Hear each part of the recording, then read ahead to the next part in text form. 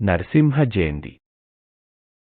വൈശാഖമാസത്തിലെ ശുക്ലപക്ഷ ചതുർത്ഥി ദിവസമാണ് നരസിംഹ ജയന്തിയായി ആഘോഷിക്കുന്നത്.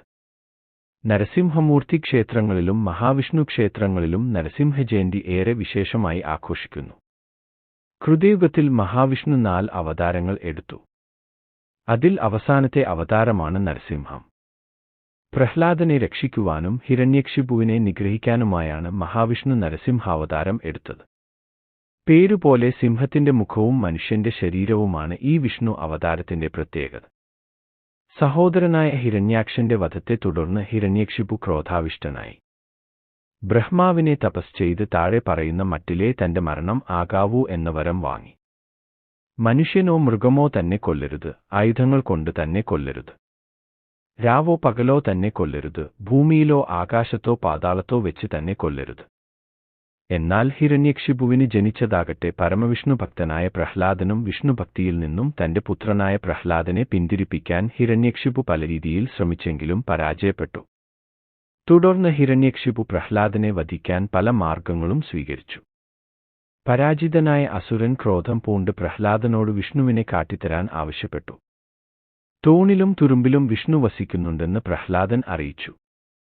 എങ്കിൽ തൂണിലിരിക്കുന്ന വിഷ്ണു നിന്നെ രക്ഷിക്കട്ടെ എന്നാക്രോശിച്ചുകൊണ്ട് ഹിരണ്യക്ഷിപു തൂണിൽ ആഞ്ഞുവെട്ടി. ദിക്കുകളെല്ലാം ഞെട്ടിവിറയ്ക്കുന്ന രീതിയിൽ അട്ടഹാസത്തോടുകൂടി നരസിംഹാവതാരം സംഭവിക്കുകയും സന്ധ്യയ്ക്ക് തന്റെ മടിയിൽ കിടത്തി നഖങ്ങൾ കൊണ്ട് മനുഷ്യനോ മൃഗമോ അല്ലാത്ത നരസിംഹം ഹിരണ്യക്ഷിപുവിന്റെ വധം നടത്തുകയും ചെയ്തു. ശേഷം പ്രഹ്ലാദസ്തുതികളാൽ ശാന്തനായ നരസിംഹമൂർത്തി തന്റെ ഭക്തനെ അനുഗ്രഹിച്ച് അപ്രത്യക്ഷനായി. നരസിംഹ ജയന്തി ദിനത്തിൽ പ്രഹ്ലാദസ്തുതിയാൽ ഭഗവാനെ സ്തുതിക്കുന്നവർക്ക് സർവ്വപാപശമനവും ശത്രുനിവാരണവും ആഗ്രഹസാധ്യവും ഫലമാകുന്നു. ശത്രുസംഹാരിയും ഭക്തരക്ഷകനുമായ നരസിംഹദേവന്റെ ജന്മദിനമായ വൈശാഖ മാസത്തിലെ ശുക്ലചതുർത്ഥി ദിനമായ നാളെ തൊഴിൽ സംബന്ധമായും അല്ലാതെയുമുള്ള ജീവിത പ്രതിബന്ധങ്ങൾ അകലുവാനും ശത്രുശല്യം മൂലമുള്ള തടസ്സങ്ങൾ അകലുവാനും നരസിംഹ പൂജയോളം ഫലപ്രദമായ മറ്റൊരു വഴിപാടില്ല. നരസിംഹ ജയന്തിയിൽ നിങ്ങളുടെ പേരിലും പൂജ നടത്താവുന്നതാണ്. ഉഗ്രനരസിംഹമന്ത്രം. ഉഗ്രം വീരം മഹാവിഷ്ണു, ജ്വലന്തം സർവതോമുഖം, നൃസിംഹം ഭീഷണം ഭദ്രം, മൃത്യുമൂർത്തിയും നമാമ്യഹം.